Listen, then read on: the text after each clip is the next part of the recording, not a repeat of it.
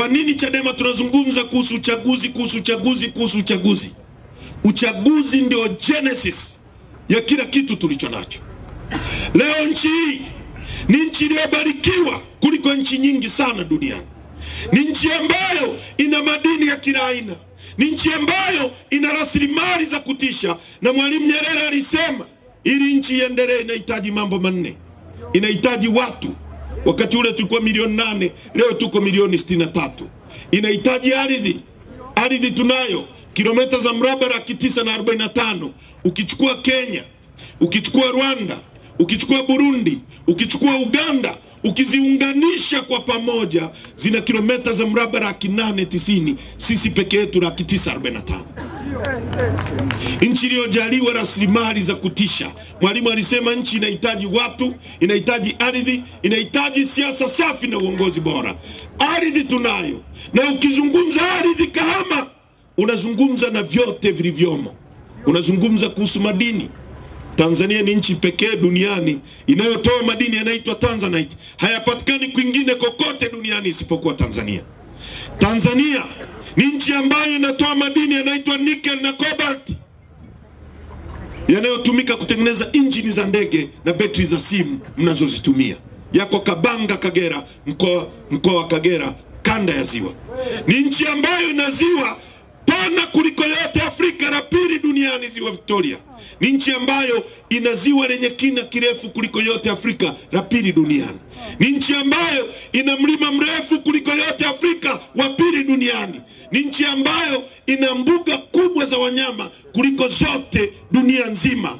Na nchi pekee yenye mbuga bora ambayo iko kwenye maajabu 7 ya dunia, mbuga ya Ngorongoro. Ukichukua Ngorongoro, ukichukua Katavi, ukichukua Mikumi, ukichukua Ruaha, ukichukua Seru, ukichukua Serengeti, ukiziunganisha kwa pamoja ni kubwa kuliko nchi ya Rwanda na Burundi ukiziunganisha kwa pamoja. Mungu ametujalia sana. Ni nchi ya 3 kwa kuwa na dhahabu nyingi duniani. Ni nchi ambayo ina madini ya uranium yanayotumika kutengeneza mabomu ya nyuklia, yako Singida na Seru. Ni nchi ambayo ina makaa ya mawe, ina chuma. Tuna mlima wa chuma pale Liganga ambao tunaweza kuchimba miaka 100 kabla ya kununua chuma kutoka mahali pengine popote. Tanzania hapa ni nchi ambayo ina gesi futi za ujazo trilioni 54.5. Ni nchi ambayo tuna bandari. Mlango wetu wa bahari unaanzia Mtwara mpaka Tanga, kilomita 1600 na nautical maili 200 kuingia ndani. Tumebarikiwa kila kitu. Kwa nini watu wetu ni maskini? Narudi aliposema Mwalimu Nyerere, ili nchi iendelee inahitaji watu, inahitaji ardhi, inahitaji siasa safi na uongozi bora.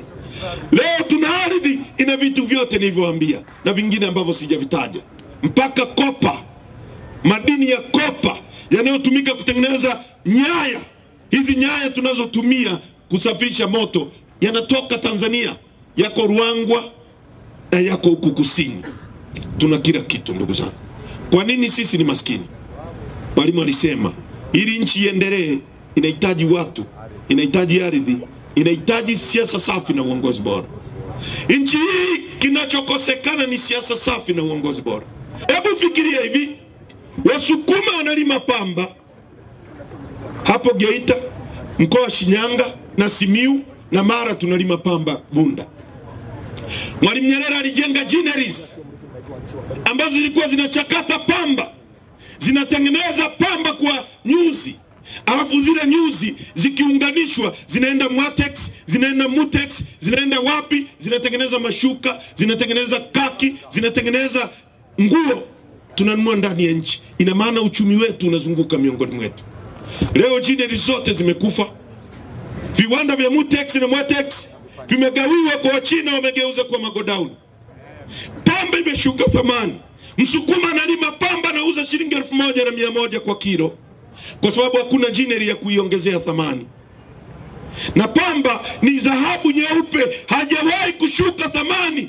Pamba itashuka thamani siku ambayo watu wakianza kutembea uchi duniani, ndio pamba itashuka thamani. Vinginevyo pamba haiwezi kuisha thamani, kwa sababu nguo tunazovaa ni pamba, shuka tunazozifunika ni pamba, vidonda tukienda hospitali, mama akijifungua akafanywa operation zile gozi ni pamba, mtu akifungwa POP ni pamba, kila kitu unachoenda hospitali kutibiwa pamba. pamba lazima ihusike. Fikiria hivi, leo tunaagiza, ukichukua MSD takwimu zao, wanaagiza pamba kutoka nje ya nchi, wanaagiza gozi kutoka nje ya nchi. Pamba inazalishwa hapa, Msukuma anauza shilingi 1150, inaenda India. Hiyo pamba inachakatwa, inafungwa kwenye kikaratasi, inarudi kuja hapa, unanunua shilingi 10,000 gramu 250, wewe umeuza pamba kilo moja shilingi 800. Kuna akili hapo? Kuna akili hapo? Ndugu zangu wa Tanzania, hoja hii ya mabadiliko, reforms, mageuzi, Chadema tumeizungumza mara kadhaa. Tulizungumza wakati wa Rais Magufuli, hakusikiliza. Katokea wizi 2019, wizi 2020. Lakini kwa sababu haki ya kupiga kura ni haki ya asili ya binadamu kutoka kwa Mwenyezi Mungu mwenyewe, binadamu kutumia utashi wake kuweka watu kuongoza kwa niaba yake.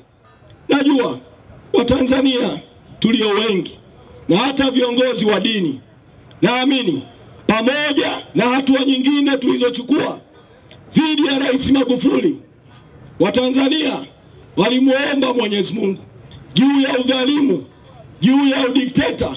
Hatimaye Mwenyezi Mungu mwezi Machi mwaka 2021 akafungua ukurasa mpya kwenye nchi yetu, akamtoa Rais Magufuli. Sasa Rais Samia hakujifunza kutokana na makosa ya Magufuli, amerudia makosa yale yale. Mwezi Mei mwaka 2022 alituita Ikulu, tukaenda. Nilikuwa sehemu ya ujumbe wetu tuliokwenda Ikulu, tukamweleza rais mapungufu ya 2019, akakiri ni kweli. Tukamweleza ya 2020, akakiri ni kweli.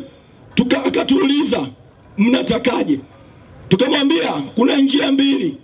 Mosi, fufua mchakato wa katiba mpya ili kabla ya chaguzi Tanzania ikamilishe katiba mpya iliyokwamia kwenye rasimu ya Warioba. Pili, kama mchakato wa katiba mpya unachelewa, kufanyike marekebisho kwenye katiba katika maeneo ya kuwezesha uchaguzi huru na haki. Akasema sasa tuingie kwenye mazungumzo zaidi. Kukaundwa timu mbili, timu ya CCM na serikali. Ya CCM ikiongozwa na aliyekuwa makamu mwenyekiti wao Kinana, timu yetu ikiongozwa na aliyekuwa mwenyekiti wetu wakati huo Mheshimiwa Mbowe. Sisi wawili, mimi na Mheshimiwa Heche, tulikuwepo kwenye timu ya mazungumzo. Tukaanza kuwaambia ili utibu matatizo ya uchaguzi Tanzania, lazima uanze kwenye katiba. Rekebisha ibara ya 74(1) inayompa mamlaka rais kuteua mwenyekiti wa tume, makamishna wa tume, mkurugenzi wa tume. Futa hiyo ili watu huru waweze kusimamia uchaguzi. Tukawaambia rekebisheni ibara ya katiba 710 ambayo inailazimisha tume kwamba tume ikifika wilayani, ikifika kata, ikifika mtaani, tume inalazimishwa kutumia watumishi wa umma. Tukawaambia futa hiyo ili tume iajiri watu wake huru wa kusimamia uchaguzi. Tukawaambia nenda ibara ya 74(5) ambayo inaipa tume mamlaka ya kuondoa makamishna wa tume wakati wowote yako kwa rais. Tukasema futa hiyo. Tukasema rekebisha katiba ibara ya 41(7), ondoa kinga dhidi ya rais, dhidi ya matokeo ya rais kushtakiwa mahakamani.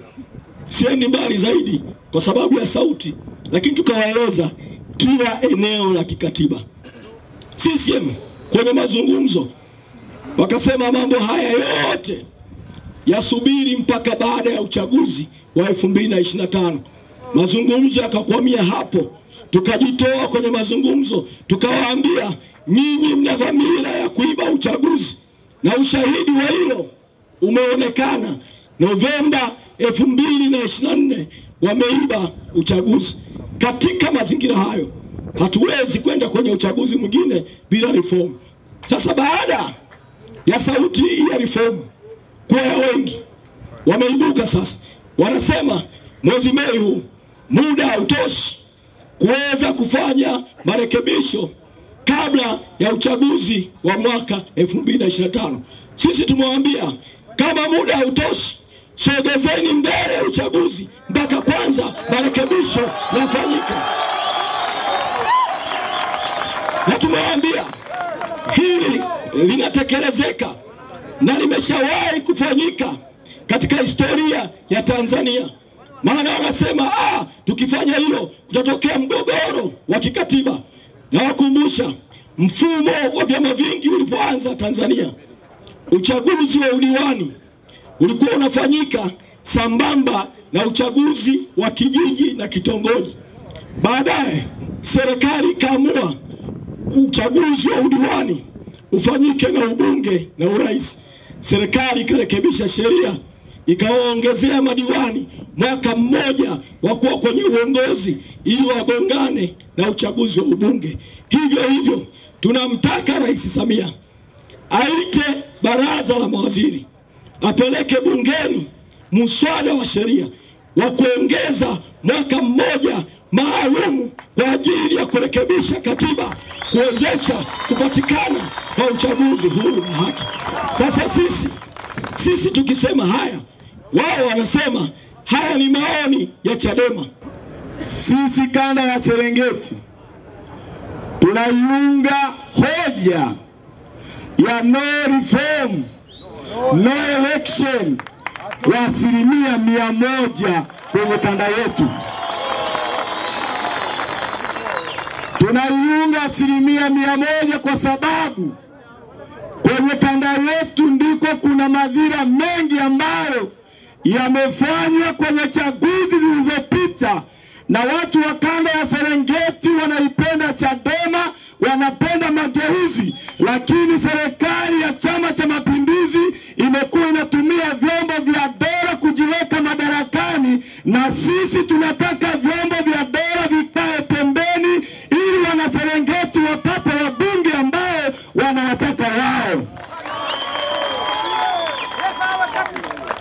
Tumetoka Ushetu muda si mrefu, tumekutana na wanafunzi wa sekondari.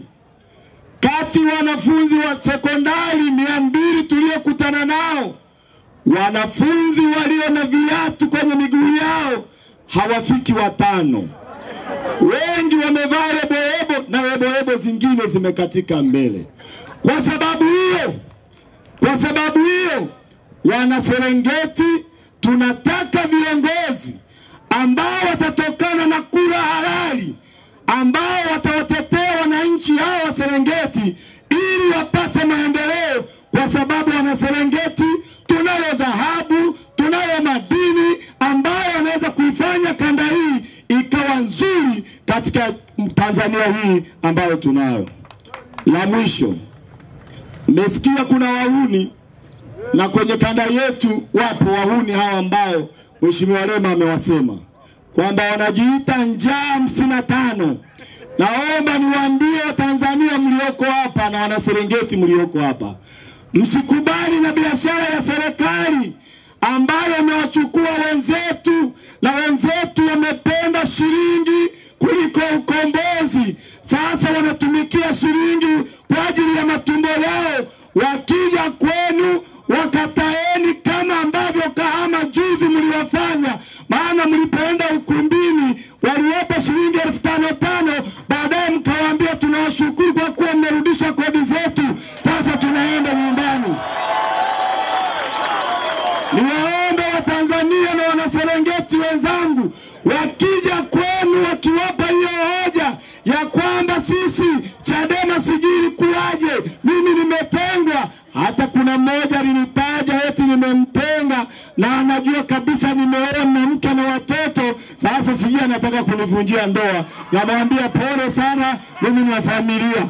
Wakija kwenu wakija kwenu kutaka kuwadanganya, waambie wamepewa kwanza kiasi gani na nyie mda wenu ni ipi, na mkisha chukua mwambie nyie ni wahuni, hatuwezi kuwaunga mkono, tunaitaka Chadema. Ndicho chama ambacho kinataka kuleta ukombozi kwenye nchi hii. Wanakahama, naomba kuuliza, kichwa ni muhimu sio?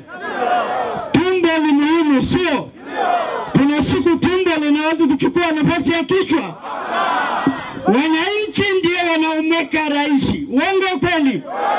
Sasa Samia anataka kuchukua nafasi ya kichwa. Tutamruhusu au tumruhusu? Asante. Kichwa kichukua nafasi yake katika uchaguzi, tunataka kumwambia Samia chukua nafasi yake ya tumbo. Wewe sio mkubwa wa nchi. Mkuu wa nchi ni wananchi, ndio wanaokuweka madarakani. Na sasa wamekataa no reform, no election. Naomba umwonyesheni no reform, no election. No reform, no election. Niko na juu.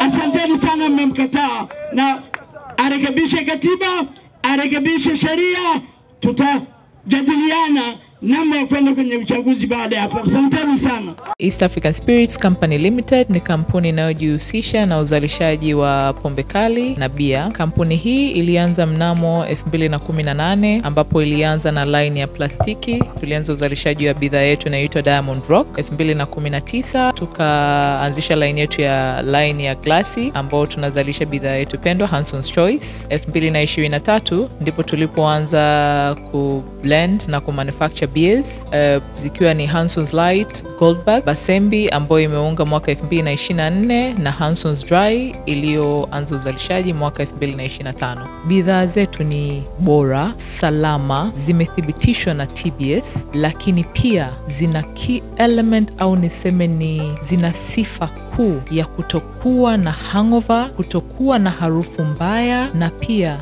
zina bei nafuu kwa kila Mtanzania.